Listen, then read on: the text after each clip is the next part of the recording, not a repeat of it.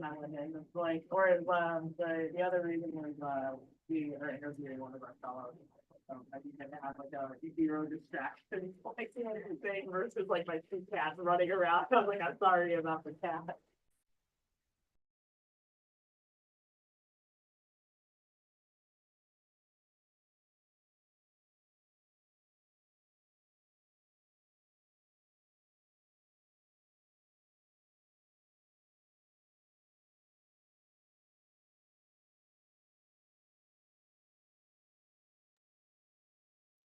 All right. Well, hello, everybody, and welcome to the College and University Fund Lecture Series. I'm Anna Harvey, the president of the Social Science Research Council, and we're so glad to welcome Harvard professor Larry Katz today, who's going to give the first lecture in this year's series. Now, before I turn things over to Larry, I wanted to say a few words about the theme of this year's lecture series. We're hearing a lot about government efficiency these days. But much of what we're seeing and hearing seems to confuse cutting spending with increasing efficiency. Increasing efficiency doesn't mean that the government does less. It means that the government does more for every dollar it spends. So if we're serious about increasing government efficiency, how do we do that? Well, if you're in the business of, making microchips and you want to make a chip that can do more for the same cost, you hire some really high quality scientists and engineers, and you invest in research and development. NVIDIA spent $9 billion on R&D in the last year alone, the same amount as the entire National Science Foundation budget. And it clearly pays off. NVIDIA's chips keep getting faster, more powerful, and more valuable. If you're a government and you want to get more efficient, you could consider learning from the private sector and investing in research and development to learn how you might produce more social value for every public dollar you spend. We don't seem to be adopting that strategy in the current moment. And at the SSRC, we thought maybe one constructive thing that we could do would be to showcase some of our most compelling stories about governments partnering with the research community on R&D that actually improves government performance. And so we're dedicating our lecture series this year to telling those stories. And we couldn't have a more fitting guest to kick off this series than Larry Katz. Larry is the Elisabeth Allison Professor of Economics at Harvard University, the current president of the American Economic Association, has served as editor of the Quarterly Journal of Economics since 1991, served as the chief economist of the US Department of Labor from 1993 to 1994, and is the co-founder of JPAL North America. And that's just an abbreviated version of Larry's resume. For decades, Larry has worked with federal and local housing agencies to learn how public housing and neighborhood investment policies might more effectively support economic opportunity. And Larry's going to talk to us today about his work on 3 landmark projects: Moving to Opportunity, Creating Moves to Opportunity, and Hope 6 neighborhood revitalization grants. I can't think of a better example than Larry's work to demonstrate how research and development can improve the delivery of important public goods and services. Now, Larry's going to talk for about 40 minutes or so, and then we'll have time for Q&A. Feel free to put your questions in the Q&A at any time, and I'll read them out to Larry when he's done with his presentation. All right, so Larry, thank you so much for being here. The floor is all yours. Thank you. Let me just share my screen.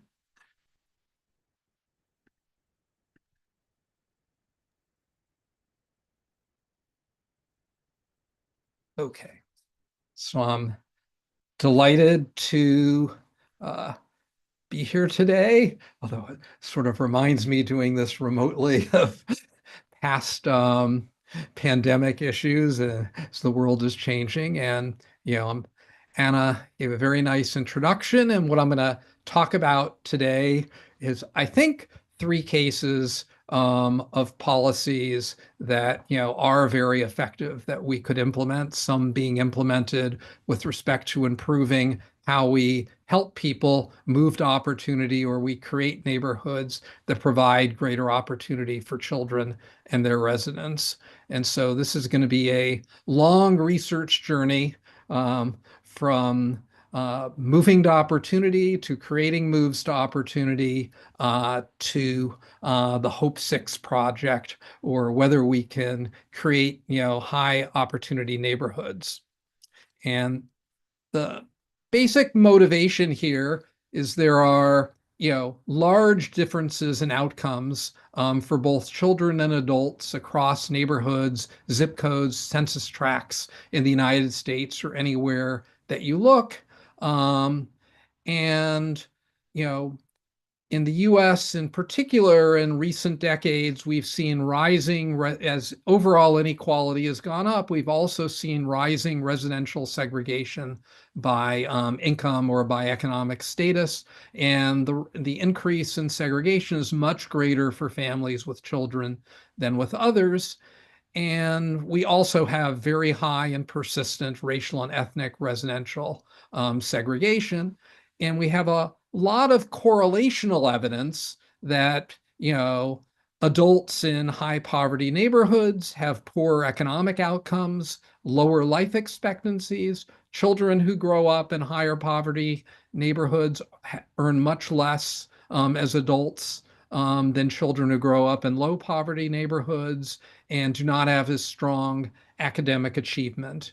And, you know, we've also documented my colleague and former student Raj Chetty and his collaborators with large data now linking, census information to tax data, that there's tremendous differences across the United States in children's upward mobility prospects, even from children whose parents have the same income. This shows a map across US commuting zones of the average income of a child whose parents are in the 25th percentile. And you can see, a kid in Seattle has a much higher, earnings than a kid from Atlanta.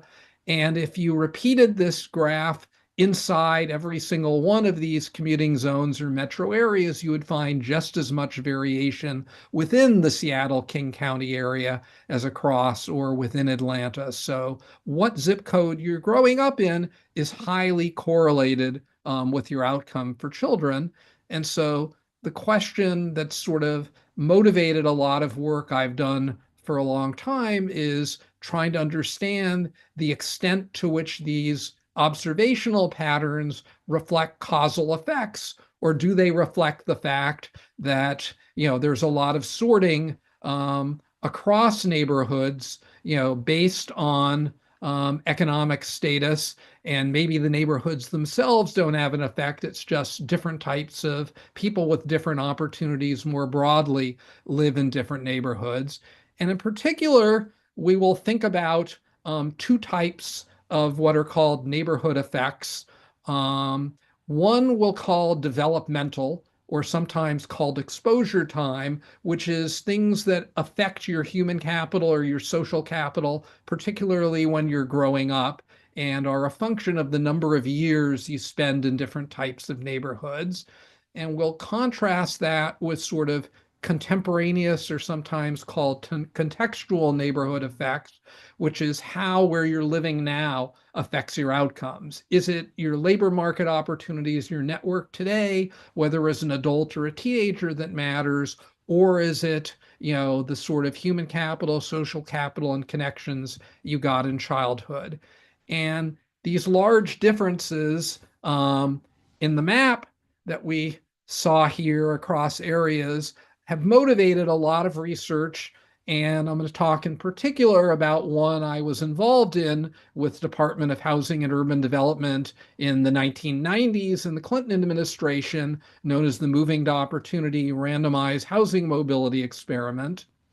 But this is actually a longer journey of trying to work to try to improve public housing and housing mobility. I actually started working on these issues more than 45 years ago when I was an undergraduate. And if we talk about the role of sort of government, work at a state university, UC Berkeley, when I got a chance to work, with a place that was located in a hotel in Berkeley known as the Claremont Hotel that sits on a hill overlooking it. There was an organization called ABAG, the Association of Bay Area Governments, which was actually a group that was a consortium of the 93 different governments in the Bay Area at that time. And I was quite interested as also the first employee of the Center for Real Estate and Urban Economics at Berkeley on sort of growing restrictive zoning and land use regulation, which the Bay Area was sort of ground zero in the late 70s and then the early 80s for developing those approaches that have spread over much of the country. And was that a factor in rising housing prices and in growing sort of segregation by economic status and race? And working with the Association of Bay Area Governments, I was able to do a survey of the 93 city planners of the 93 jurisdictions in the Bay Area. The first survey I ever did, and probably the only one with 100% response rate. They were actually quite effective at getting the city planners to do it. And so I did some work on trying to understand how land use regulations affected the socioeconomic composition of neighborhoods and affected house prices. And I came up with a term that was a complete failure. As you can see here, I came up with the term social schizophrenia for the fact that basically, people wanted more affordable housing, but no one wanted in their own neighborhood. That concept has done quite well, but under the different name of NIMBY. I was not very good at coming up with phrases. My second adventure in trying to look at neighborhood effects after getting my PhD at MIT was some work with Ann Case on surveying in Boston to look at differences across neighborhoods in the outcomes of youth and how correlated they were with their peers, but we didn't really have a clear research design. And so while this was going on, there was we see growing segregation in the US and some activist attempts to try to do something about racial and economic segregation.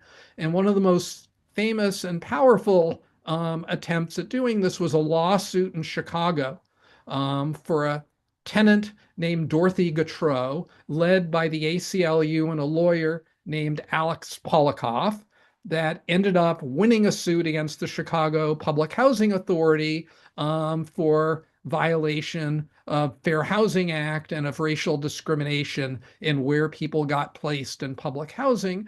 And the remedy to that suit was to create a housing mobility program and a nonprofit, Gautreaux, that moved thousands of minority Black families into sort of more suburban, predominantly white neighborhoods. And some early results by James Rosenbaum, a sociologist at Northwestern, seemed to show those who got a chance to move to suburban areas did much better than those who moved to nearby neighborhoods in Chicago. But again, he could only track down the people who persisted. So there was a lot of worry that those who hadn't done well in the suburbs wouldn't still be there when we tracked them down. And this was before we really had great abilities to link people to administrative data. So the sort of combination of this evidence of segregation, the sort of positive looking effects of Gautreaux, led us to set up a randomized experiment to try to actually do what Gautreaux had done and see if you gave people the opportunity to move to higher opportunity areas, would it really matter for their outcome? As a sidebar, my student at the time, Jeffrey Kling, who's now the chief economist of the Congressional Budget Office, actually recovered all of the Gautreaux records of people who successfully got placed. He, at that time, didn't have much he could do with them because you couldn't link it up to tax data. He did link it to vital statistics data and showed some health effects. 30 years later, Eric Chin, Rob Collinson, and Danny Sandler at Census have been able to link the data that Jeff Kling recovered to Census and IRS data and actually show that Rosenbaum's findings look like they hold up when you look at the representative sample and you compare people who got a chance to move to more integrated, higher income neighborhoods versus others. As adults, the kids are earning 22% more today. So Gautreaux itself does seem to be a very plausible experiment. So what we did when I was working as the chief economist of the Department of Labor of the in the Clinton administration in 1993, when we came into office, it was closely following the Rodney King Los Angeles riot, which created a very brief period where Congress allocated some money to deal with problems of high poverty urban and segregated urban areas. And in the Clinton administration, early on, we created an interagency process between the National Economic Council and different, HUD, Labor Department, HHS, and we put together some demonstration and other projects. One of them was empowerment zones, which I'll talk about later, and the other was moving to opportunity, which was actually designed had a design based on what Alex Polikoff, the lawyer who had led the Gautreaux case, had actually suggested as a way to test things. So what we did is we worked with 5 public housing authorities: Boston, New York, Los Angeles, Chicago, and Baltimore. And we got extra housing vouchers for people living in the highest poverty public housing projects in these 5 large cities. And basically, we were able to offer the opportunity through a lottery, through random assignment, for some of them to get housing vouchers, those who were interested in trying to move to higher opportunity areas. And in particular, there were 2 treatments. In one, which was a paternalistic treatment, you got a voucher, but you could only use it if you moved to a low poverty area, a census tract with an under 10% poverty rate as of the 1990 census.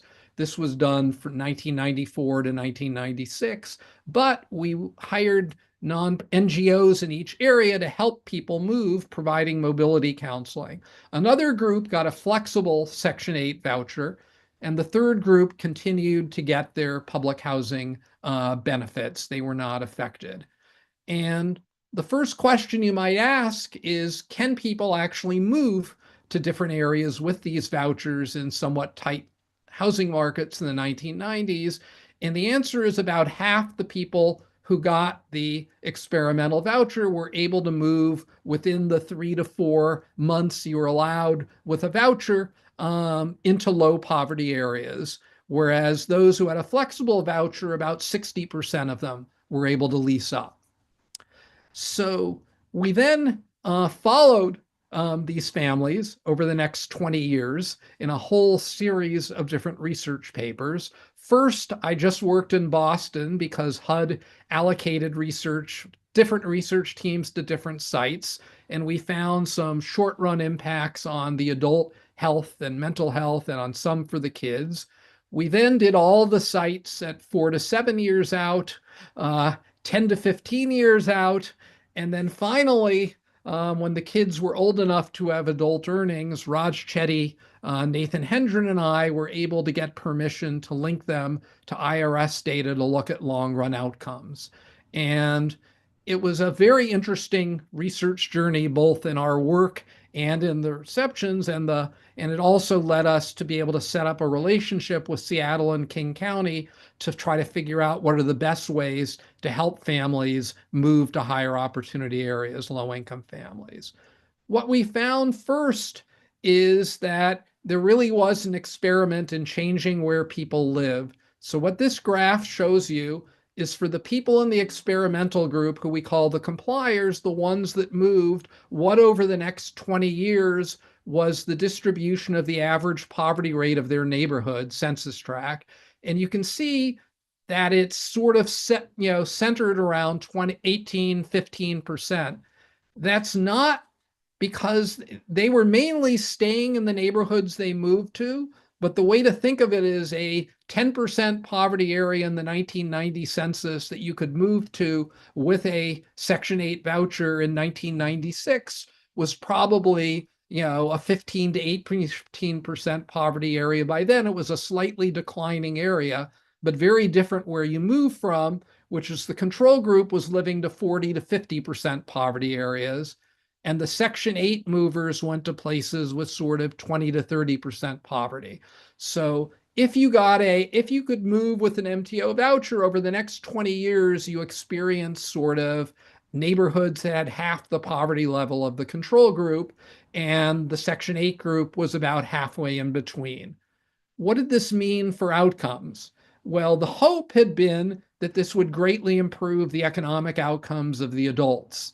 And the answer to that was a pretty consistent no. So if you followed over the next decade, the adults in the three groups, I mean, I don't even need to tell you which color is which group because there are no differences. There were no impacts on employment or earnings for the adults. On the other hand, and this was interpreted initially as that this program was a failure, although that was not it was in terms of economic opportunity for the adults in some sense, but we also collected data on health, mental health, and others, and we found huge impacts, reductions in extreme obesity on the adults, diabetes, stress, depression, psychological distress, huge improvements in happiness. So for adults, we consider this moving to tranquility, large declines in criminal victimization, much safer, less pollution, big impacts on health, but it didn't change. You were still in the same broad labor market, and it didn't change much your economic outcomes. For the kids, initially, very little impact on test scores. Some impact for girls on mental health and physical health, some reduction in risky behavior for boys, clear evidence for the for the Black families of changes in language. We worked with a linguist, John Rickford, and for the younger kids, they sort of sounded more like using standard American English rather than African American vernacular in some way. So there's an interesting assimilation story. But if you'd stopped at when the funding from the federal government ran out, we would have said this was a move to tranquility without a lot of impact on economic outcomes.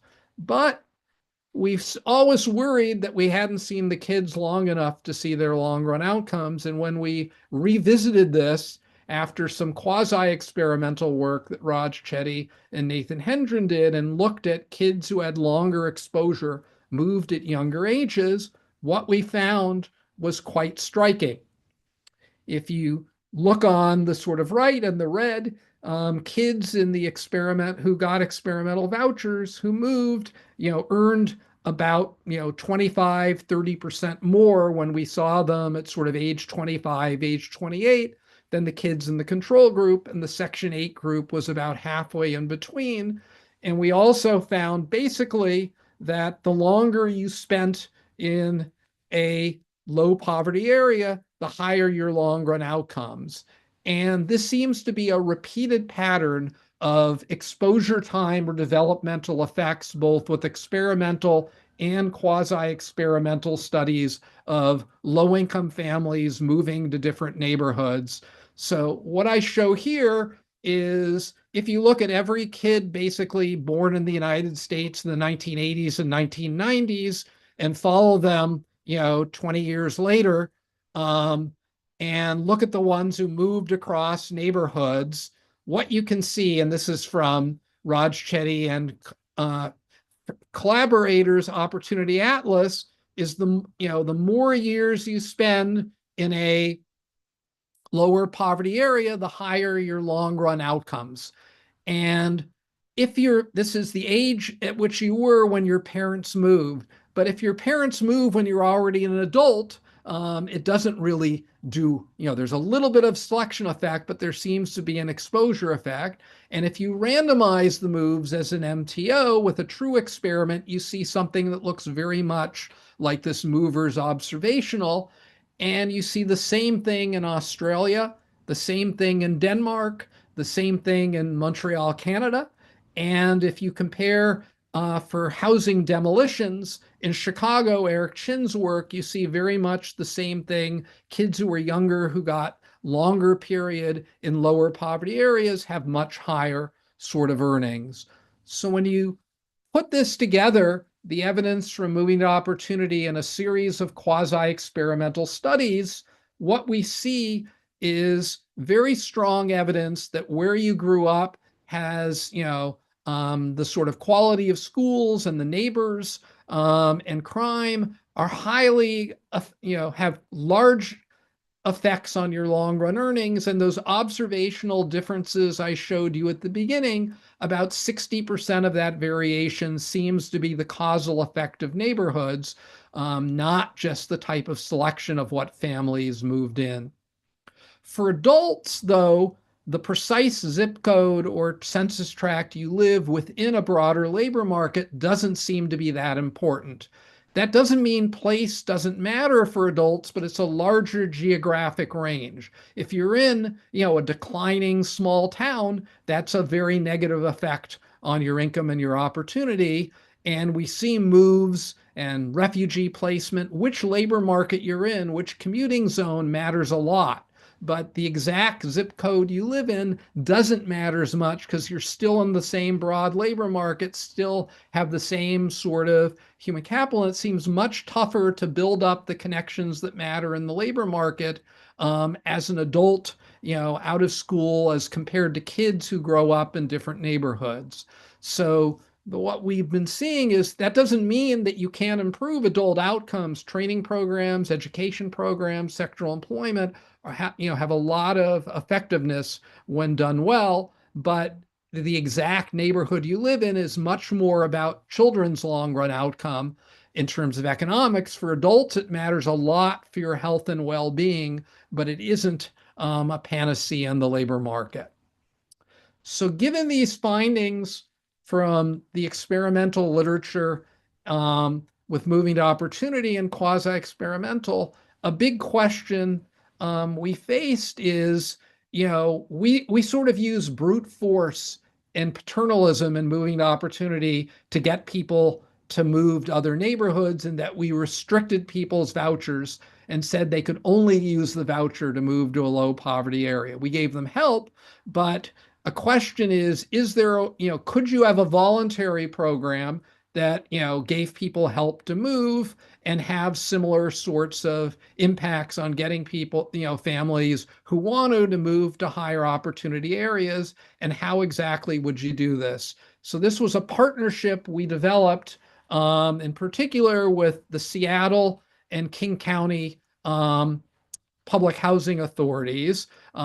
We got, after we got some publicity from the long run moving to opportunity results, our local Cambridge Public Housing Authority head, Greg Russ, contacted Raj Chetty, Nathan Hendren and I, and said, would you be willing to meet with a bunch of other heads of public housing, authorities to think about how would you design mobility programs? And we said we'd love to do that. We'd also love the ability to try to test different versions of the programs. And this led to our partnership with the Seattle Housing Authority and with the King County Housing Authority.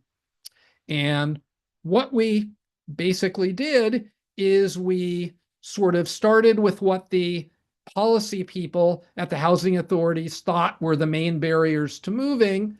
And then we sort of worked by going in and interviewing a lot of participants in the housing voucher programs to ask them what they thought would be helpful and what they thought were the barriers. One interesting thing we found was the vast majority of people getting new vouchers indicated they were interested in moving to some of the higher opportunity areas in the Seattle King County region, which had better schools for their kids, but they really did not think landlords would take them seriously, or that there were apartments that they could sort of rent. And what we found looking at the data is that, in fact, there are a fair number of apartments, even in a tight housing market like Seattle and King County, that were affordable on housing vouchers, especially with ones that were a little more generous in low poverty areas. And so we developed a randomized, a two-stage randomized control trial working with Seattle Housing Authority and King County, motivated by the fact that almost no one who had a housing voucher ex ante in Seattle and King County. If you look at the green dots, that's the 25 most common census tracts. They're all the sort of red color ones with low upward mobility. Almost nobody moves to the high upward mobility ones. But we saw there were actually some mobility bargains you could move to. And so we designed, essentially working with the participants and with the housing authorities themselves, a sort of plan. We started out with a sort of composite plan that, first worked with a local nonprofit to provide customized search assistance in housing search. We also used the nonprofit for direct landlord engagement of the housing navigators, trying to find landlords in high opportunity, low poverty areas who would be willing to rent to someone with a voucher, and then trying to make the connection between families with vouchers and landlords. And there was short-term financial assistance to help people with the moves and to make security deposits. And one of the most important things we learned was having even though these public housing authorities had some financial assistance available for people to make moves, no one among the participants in the normal course of thing had any clue how you could access it.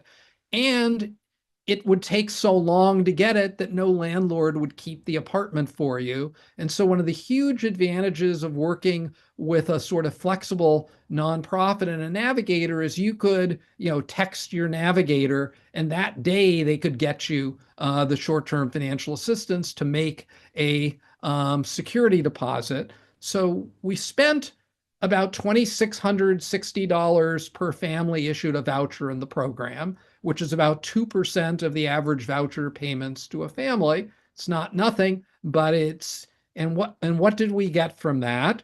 Again, these are volunteer moves.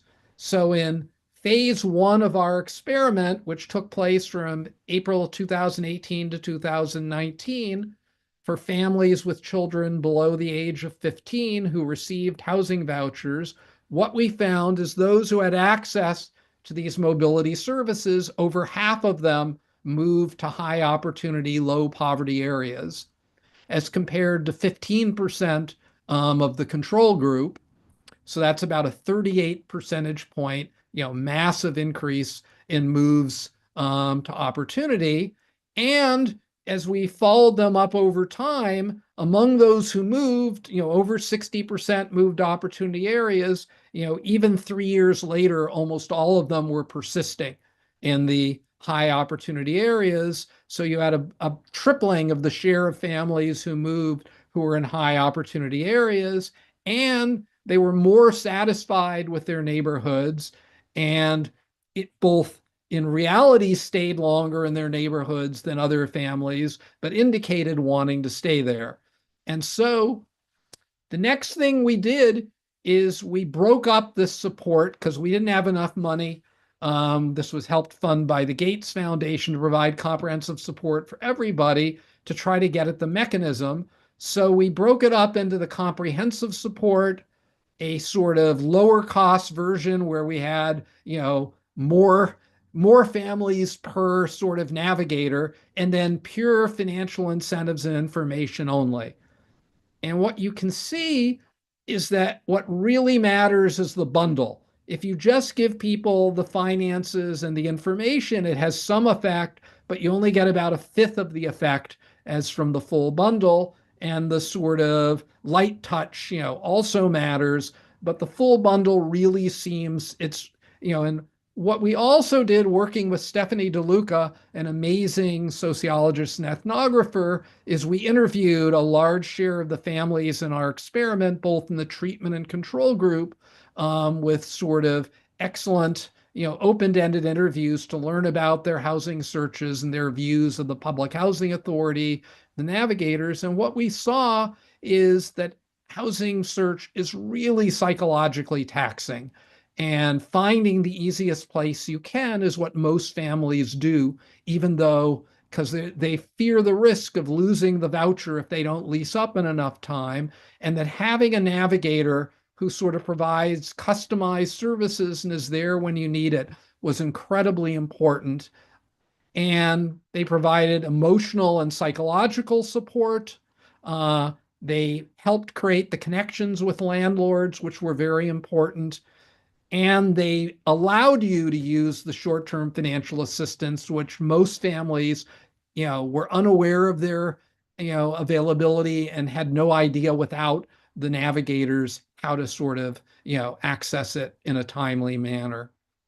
So when you put this together, what we ended up seeing is if we take the estimates from MTO or a quasi-experimental, and we look at the neighborhoods the families moved into, we predict, and obviously we won't know this for sure for another decade, that it would increase the lifetime household income of each child by about 8% or 200,000. So in both MTO and CMTO, if you actually, MTO actual realization and CMTO, the predicted, the increase in earnings is sufficiently large of the children that their future increase in tax payments relative to the control group and their lower use of public benefits is such that the increase the taxpayers get, the present discounted value of the net benefits,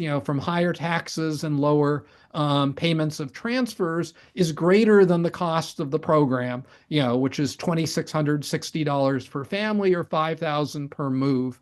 So these have what we call an infinite marginal value of public funds, in that the rate of return is divided by zero. The net cost to taxpayers is negative, and you're actually improving the well-being of the families in there. So if we're thinking about government efficiency, these are the types of programs that have an upfront cost, but pay back the government actually more than the initial cost.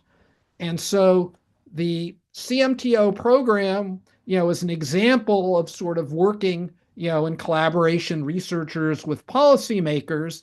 The outcome of it is that Congress in the 2019 and 2020 appropriations bills, in a bipartisan manner, allocated $50 to $75 million, whether we'll actually ever see the full 75 million now, I don't know, to the community choice demonstration, which has led to places like Los Angeles, New York, Minneapolis, Nashville. So we've been building models based on CMTO, creating moves to opportunity, to try to help many more families make moves. And the recent RCT evaluation of this done by APT, the first round evaluation, showed a 20 percentage point increase in opportunity moves for families who get access to this.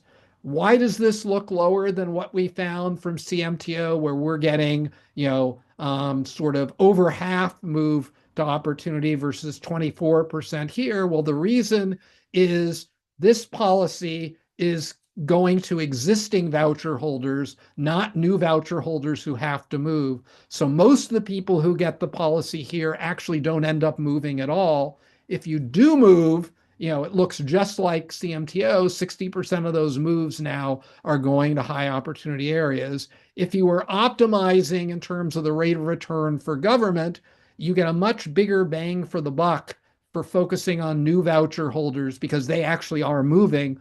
Here, there's a lot of people we're investing in who really aren't that interested in moving. So, that's, if we're thinking about government efficiency, that's one of the things we're learning. We will see whether in the long run this will pay off.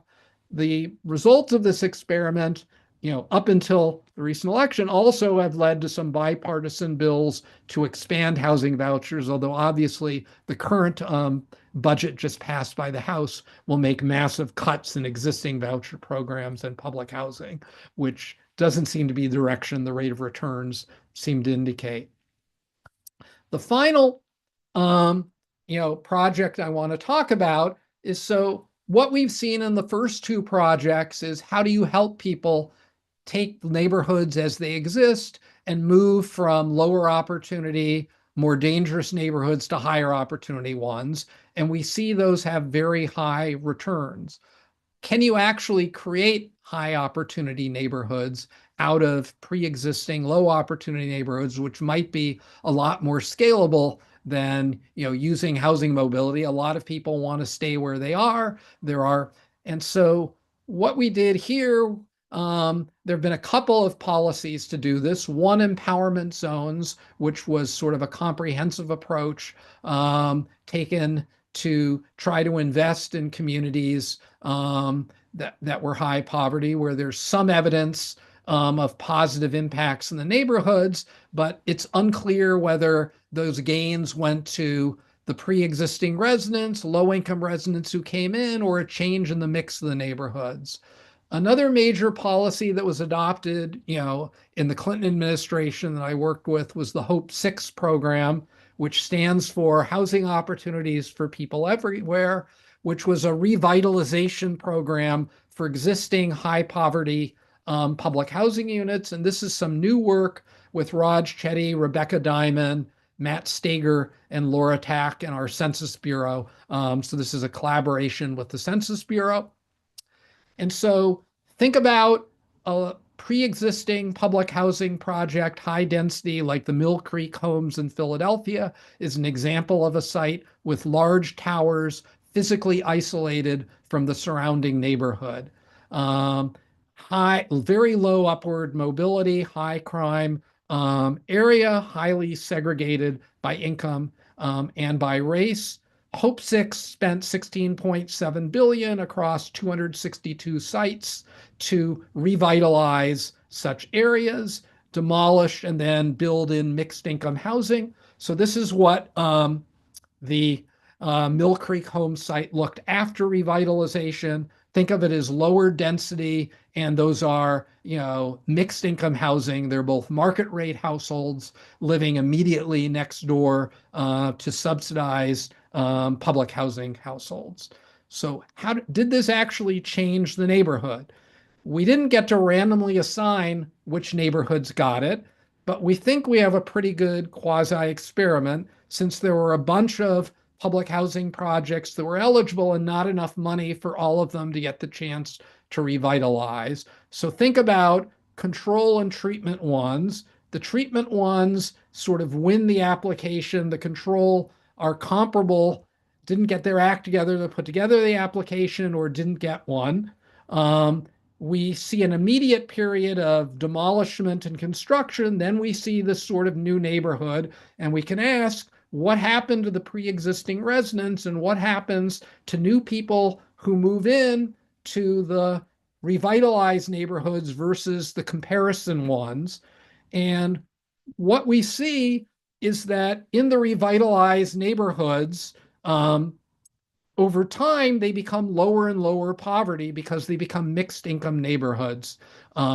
And so that's mainly a composition change, the green. The original residents have a little bit of improvement in their sort of incomes, but not much, as they're moving out to sort of other areas. But what happens is, if we follow the kids growing up in the revitalized areas, the ones who were there at the time of revitalization who got demolished, very few of them moved back. So that's the sort of yellow dot. So you can see in the 10 years before demolishment, the control group and the treatment group, there's really no trend. They look like very good comparisons to each other. The kids who got knocked out in demolishment end up earning sort of 1.5 percentile higher in terms of income rank as adults. This is sort of Eric Chin's work on the effect of housing demolishments and moving out. But the kids who move into the projects after end up doing much better, sort of 4 percentage points better. That's sort of like 30%, higher incomes afterwards. And if you compare what their parents' characteristics, they look very similar to kids. They have to get into public housing, as in the control projects, their predicted income, but the years they spent in the project, the greater their improvement in sort of income. So again, it looks like exposure effects. We've created them. Overall, for a typical family, there's about a $45,000 increase in their kids' earnings. It costs about $170,000 per unit. So if the effect lasts for 19 years, and we've been seeing them for about 20 years now, and they still seem to be there, this actually ends up more than paying for itself in terms of the higher taxes brought in by the kids. So it's another infinite marginal value of public funds project. Where I want to conclude is, what is the secret sauce? How did these neighborhoods change? One interesting thing is that the poverty change in the neighborhood would predict a very small change. So we took neighborhoods from sort of 45% poverty to 33%, which would only predict a small improvement in their kids' outcomes using the sort of relationship observational. In actuality, we're way up at that much larger gain. Rather than, $1,000, they're gaining like, $8,000. What explains that? And it turns out it's not just reducing density. If you demolish the units but don't make it mixed income housing, you don't get any impact. We have lots of those. It isn't that the rest of the community got better, but it's something about creating greater social integration and connections to the broader community. What you see is, if the neighborhood nearby the public housing project has low upward mobility, there's not much gain. So that pre-award, there's very little relationship between the surrounding community and how well you do. Post-award, if kids in the neighborhoods around you are doing well, you're now like those kids. There's both a physical and a social barrier that's been eliminated. And we can actually see this in the amazing data you have now. Working with a GPS cell phone provider, we can anonymously follow the people living in the public housing projects and see relative the treatment versus control areas. They're much more likely to visit homes outside the public housing project and in higher income areas, and there are large reductions in crime. So our conclusion is, it's possible to build higher opportunity areas, and it's really about the social connections. Didn't change the schools that much, but you essentially, Hope 6 built a bridge to surrounding communities, having middle income families, middle class families integrated in the same units, as not meant that this was much more socially integrated than a typical 30% poverty area. And you saw these gains based on the broader opportunity. So, you know, overall, I think that, we've learned a lot over the last few decades, both about how to partner with in terms of data and to partner with public housing authorities in trying to build mobility and neighborhood policies that could work for a lot of low-income residents of the U.S. Thanks. Thank you, Larry. That was amazing. Inspirational. And before we talk about housing and neighborhood policy interventions, I'd like to, if I can, ask you to zoom out a little bit and think about what did it take to be able to do this kind of work, especially over the number of decades you've been doing this kind of work. And in particular, I'm thinking, my own sort of small corner of this kind of work, working with government agencies, and the amount of time it takes to build up those relationships and negotiate the data use agreements. Yes. And work with the agencies, often antiquated data collection and storage. It's a huge investment of time, and it's something we're not necessarily well trained for, but you've done so much of it. And the particular question I want to ask you is that part of why JPAL North America, you participated in setting that up to provide more of that support? Yeah. And could you maybe tell us a little bit about that? Yeah, in some sense, I'd had experience with Moving to Opportunity and with several other RCTs. Amy had experience, Amy Finkelstein, who co-founded JPAL North America with me at MIT with the Oregon Medicaid experiment. And we had a lot of colleagues who had done some RCTs, in North America, which actually, while JPAL started in developing, RCTs started here with national supported work by MDRC in the early 1970s and the negative income tax in the 1970s. But what I got from a lot of our colleagues was this was one of the most valuable things they'd ever done, but the amount of hassle of getting data use agreements with individual states, of working out IRB issues, it was just such a heavy lift that many of them said they were going to never do it again.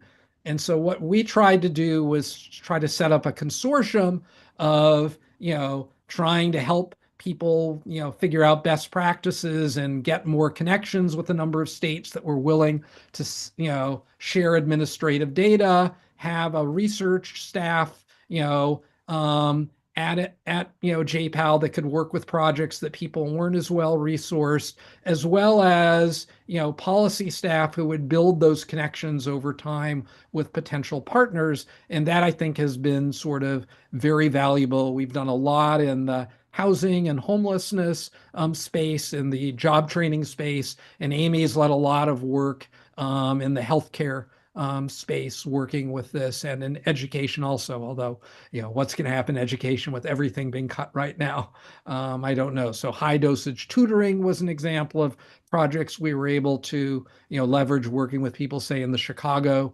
poverty and urban labs, work on sectoral employment training programs I've done. And things have gotten a lot better. And this is where, if the federal government pulls out, it's a complete disaster. When I did MTO, we were in 5 different sites in 5 different states. So we had to get data use agreements state by state, separately, for unemployment insurance, for crime data, for AFDC and TANF data. So I had full-time staff just putting together data use agreements. And if people moved across states, I couldn't follow them, through unemployment insurance and other records. Now at the federal government level, by being able to link, as we did in the long-term MTO and these others, to, census IRS data, we can follow people everywhere. We just need to, have an arrangement with census. Same thing, with the National Directory of New Hires, many projects that place MDRC. So things that we were never able to imagine we can do are now feasible with big data, cheaper, well sup, and I just hope that is not cut off, because it's been so productive in terms of researchers. It's also incredibly productive to the states themselves. Things like the importance of gig work for workers today, doesn't get picked up in unemployment insurance records, but is in your 1040 form if you use tax data to sort of look at outcomes. All right. Well, there's so much more I would love to learn about this, but we have a whole bunch of questions. So I'm going to start fielding questions to you. So the first is about, you mentioned, I think you called it social schizophrenia, which we now know as NIMBYism. I didn't realize that you had that your career working on these issues actually went back that far. But so one of the questions is about, did that actually ever become an outcome that you studied, either in terms of was the level of NIMBYism in a neighborhood maybe an obstacle that potential movers are facing, or at least worried about? And when people are randomized to move in, does that actually impact it? Do people become maybe more accepting or less accepting? I'm just curious whether you were able to measure. So this was always been a difficulty by the design. So it's a, say MTO and CMTO are great experiments for the people who, are randomized into the sport to get the voucher, on what their outcomes and what neighborhoods they move to. Clearly the neighborhoods they move to are more accepting. Landlords are willing to rent them. And, there were lots of neighborhoods that were eligible for it that we couldn't get anybody into because landlords wouldn't, and in some cases, they would explicitly discriminate on the basis of having a housing voucher. And even though it's illegal in many of these places, there's essentially no enforcement of rules that say source of income. They're on the books, but there are almost no cases and enforcement. I mean, there are some advocacy groups that go out and bring cases at that. So, yes, where they went was affected by NIMBYism. We couldn't get them into areas that were, extreme. They also would, many families wouldn't be comfortable moving there. In CMTO, I think, we had a number that allowed neighbors to call if they thought there were any issues with people had moved in. I believe we got one call in 4 years of someone complaining about noise of one of the residents that moved in. We don't have, the problem is we don't have we don't have a good control group for the neighborhoods that accepted them. So we know people, what we do find in Hope 6 is, we can look at the outcomes of the surrounding neighborhoods, and you don't have any negative effect on the surrounding neighborhoods kids' outcomes. There's, no sense in which the greater connection with low-income families less, seem to impact them negatively, either in measures of crime or in their outcomes. So that's one thing we can do. We don't have a ton of statistical power because it's sort of a much sort of bigger group and small experiment. We have snippets of evidence from, programs at school integration, where you effectively, have some classes getting, lower income kids and becoming more integrated than others. We have the experience of school integration orders.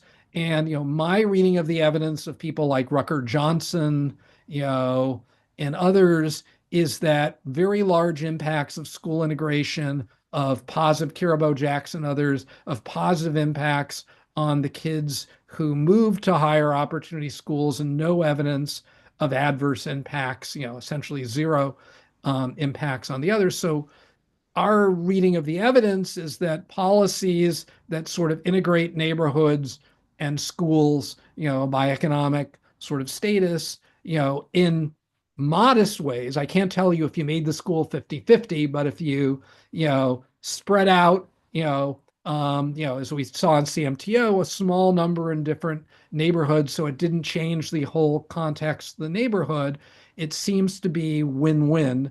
There's sort of other work that people who have more exposure to a more diverse classmates, end up being sort of more tolerant and better able to navigate, certain diverse environments. So I think there are potential win-wins here, but it doesn't mean that one didn't face it. For example, there was supposed to be a second round of MTO, and Barbara Mikulski, who was a senator from Maryland, a very liberal senator, faced huge pressure from neighborhoods in Baltimore and others. That was one of the sites for MTO, where they sort of confused it with some other public housing demolishments, and the fear that low-income households were going to move into their neighborhoods, pushed from the suburbs, and it would kill the second round of funding for it. So, NIMBY pressure has, played a big role in, not getting a sort of expansion of the initial sort of MTO project. Oh, that's interesting. So you've kind of just touched on this in your answer, but there's a question here about the vouchers were designed to move people to different income levels, neighborhoods based on different income levels. Did people also move to neighborhoods with less racial segregation? And Yeah. did you have any outcomes where you look at interracial relations? So what happened, and it's not shocking. So in MTO, it was a huge change in economic, segregation. You moved to neighborhoods where the majority of people were poor to neighborhoods, where the vast, vast majority were middle class, working class.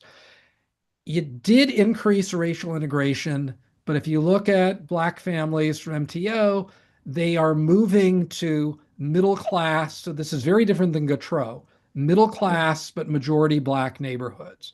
So think of, you're moving from almost 100% Black if you're in a public housing project, say in Chicago or Baltimore, to maybe an 85% Black, but much, higher income neighborhood. There was some mix. The Hispanics moved to very mixed neighborhoods. Blacks, through choice or through discrimination, disproportionately. So the real experiment of racial integration was Gautreaux, where you moved to predominantly white neighborhoods that were also, and the treatment effect in Gautreaux is actually slightly larger for kids. So the combination of racial and economic integration seem to have a somewhat bigger impact than the pure economic integration through. But you can't really fully make those comparisons. We can do that with the Chicago site, but you couldn't rule out with the standard errors from one site in MTO that the effect would sort of be bigger. But the point estimate looked a little larger. But Gautreaux is the attempt at doing it. And then, I think Baltimore has a, integration sort of program now that does a lot of it, but we don't have sort of the experiment to compare the outcome. Perfect. All right. Well, we have a lot more questions, but no more time. And so what we're going to do is we're going to send Larry these questions. So thank you for submitting them. And thank you, Larry, for kicking off our lecture series this year. It's I think this is what we're hoping to do is, lift up the stories of people actually working with governments to help them become more efficient and perform better for their communities. And I think that's exactly the kind of work that you're doing. So thanks for being here. Okay, well, thank you. Appreciate it. All right. The question. Take care, everybody. Okay.